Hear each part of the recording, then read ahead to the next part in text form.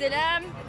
Ben burada benim kız kardeşlerimin Ира. Вот у нас священнослужитель Гагауз. А, Гагауз? Так. Амерджин. Окей, хай Марджин. Хай.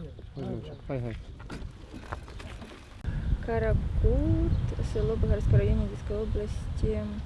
Болградський Да. район.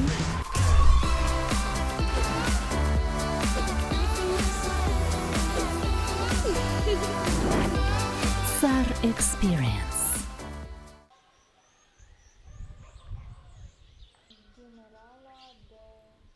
Школа медиа генерала.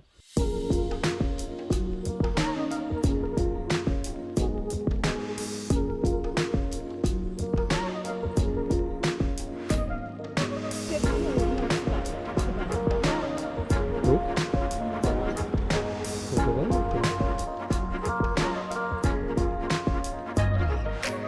So I'm in Izmail. Now Izmail, from the name, doesn't sound like a typical Ukrainian or even Russian name. That's because it's named after former Ottoman Grand Vizier Ismail.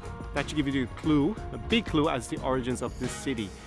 In 1790, the Russians captured this town from the Ottoman Turks, and this marked a new expansion in the Russian Empire. And they even went a little bit further west and conquered more of this region, which subsequently became part of Romania for a while. You know, today when you look at it, when I'm walking around here in Ismail, it feels a lot more like neighboring Moldova than other parts of Ukraine. It definitely feels a good bit away from the oblast capital, in terms of culture at least, Odessa. Izmail is also the gateway to the Danube River. Now last summer I went down to the mouth of the river, to Vilkova, which is known as Ukraine's Venice in inverted commas, and this time we're going to go into the hinterland, through the lakes, to the vineyards, and see what this part of Odessa Oblast has to offer you. Поехали!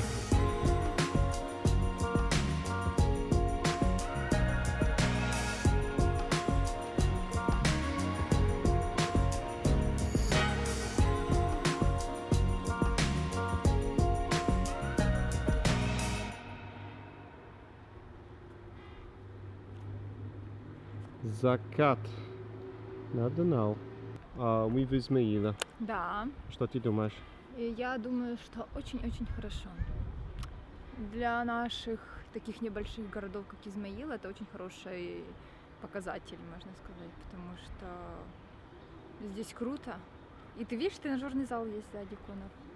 Ага. О, Бегаешь и классно. смотришь на Дунай. Да, Мы классно. можем жить здесь. Жить ты Дороги хочешь? даже лучше, чем в Одессе. Очнитесь.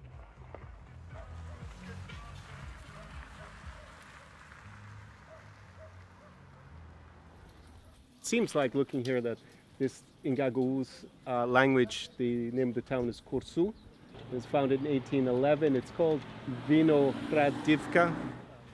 И сейчас здесь обряд наш. Свадьба, приходят здесь фотографироваться. Представляешь? Как красиво, да? Да, очень красиво. И А сама... гагаузы кто по национальности? Ну, тут Не, по религии какая у них? Они исповедуют какую религию? Православа. здесь они, это самое, в Турции мусульмане, а здесь христиане. Standing here at the entrance to a village and a museum I'd hoped to show you, but when we went there, they were kind of scared of us because we were, I guess, tourists, international tourists. So it kind of shows, actually, that's really serious. The woman called her director, said, "Who are you?" I mean, I have obviously my camera and stuff.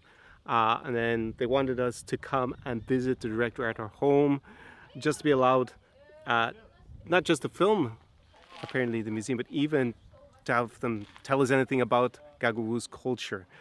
Pretty crazy. Director seemed to want us to invest time going to her house and whatnot to get permission. And the assistant there said, yeah, I can't, without director's permission, I can't even tell you anything about the culture, show you the museum. Very bizarre to have a museum where tourists are basically not welcome. I think that's maybe a little bit indicative of what I've been seeing here in terms of the development. Like we went to Bulgarian Museum the central Belgrade. It's like 5 minutes away from here. And there they were super friendly. The woman there, the curator, she wanted to be on the camera. She wanted to show the local culture, the Bessarabian culture. Когда девушка или сын женился, и девушка выходила замуж, мама всегда должна была встретить жениха и невесту с иконой. So that people out there, people like you, know about it and maybe are interested in coming here at some stage. And actually this predominantly Gagauz small town, basically a village, looks dramatically poorer just having driven around it than Belgrade itself. So yeah, I think that's probably indicative. No one actually comes to see their culture because they don't promote it, and apparently they don't really feel comfortable having even tourists come. So what, that's something that obviously needs to change in order for them to develop. Okay, let's go further. There's an Albanian village the other side of Belgrade, and I'm optimistic that they're going to be a little bit more welcoming of me as a foreigner wanting to learn about their unique culture here in this region of Ukraine. Поехали дальше. Какая разница, вы думаете, сегодня между культурой гагаузской, булгарской и албанской? Или есть бессарабская культура? Я считаю, что это бессарабская культура. Уже нет, Честно, по-большому. вот язык нас просто отделяет друг от друга, а все остальное все связывает. То есть мы столько времени находимся вместе. У нас, я не могу сказать, что есть такого какое-то блюдо, то есть которое, то есть готовят только в одном селе там, то В Бессарабии относится Болгария, получается, болгары, гагаузы. гагаузы, и молдаване, и румыны здесь. То есть есть села, которые именно более близки к румынам. Но они относятся тоже к вам, правильно? Да, Бессарабия, все.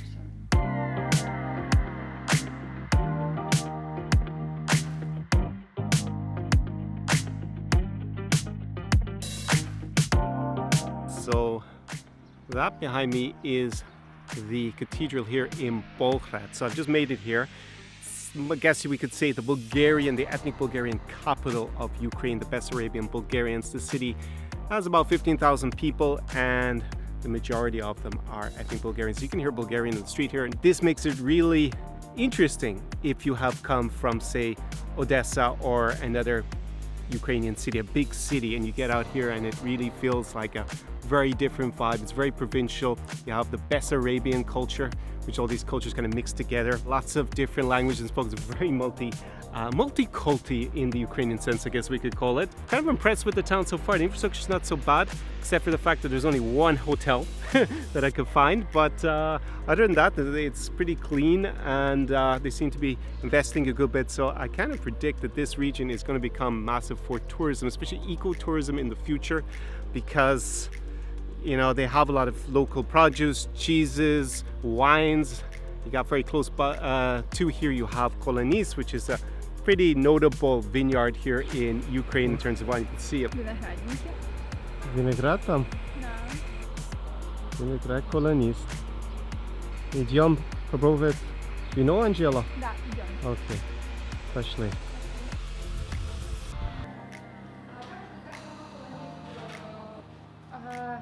Іноді, звісно, в нашому різнингу можна їх уловити, але зазвичай наш ріслінг, завдяки нашому клімату. So on this absolutely sweltering summer's day, it is so hot out here. I've come to my favorite winery in Ukraine. So I've already been, and you can see that in my previous vlogs, to Trubetskoy vineyard out in Nova Kakhovka, and also to Shabo, which is kind of on the way here, I guess. It's near to, it's actually in Shabo, it's named the village, but it's near to Belgorod Dnipropetrovsk, so it's also pretty close to Odessa. But we are in, I think the name of the small village is Krynichny, and it is a majority ethnic Bulgarian town, a bit like Belgrade, about 10-15 minutes drive from Belgrade, and I'm here, and I have to say that of those three vineyards, in general, having tasted all the wine that I can in southern Ukraine, this is actually the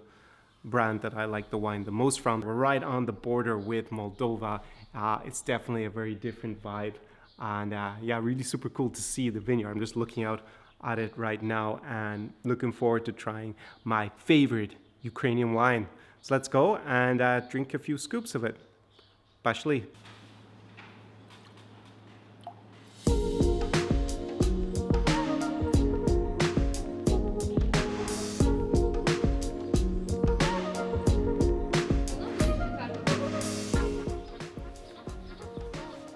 Instagram girl Angela. Да? Все дала Инстаграма. Да? Как тебя чувствуешь тут? Прикольно, мне понравилось, хочу сказать. Мы же любим колонист, поэтому мы здесь. Ну, интересно. Я очень рада, что в Украине есть такое. Да, винограды. Да.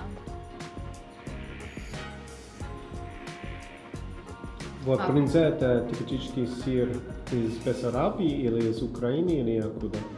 Вообще брынзу производят во всей Украине, но по разной технологии. Это тот сыр, который дал мне возможность почувствовать любовь к сыру вообще.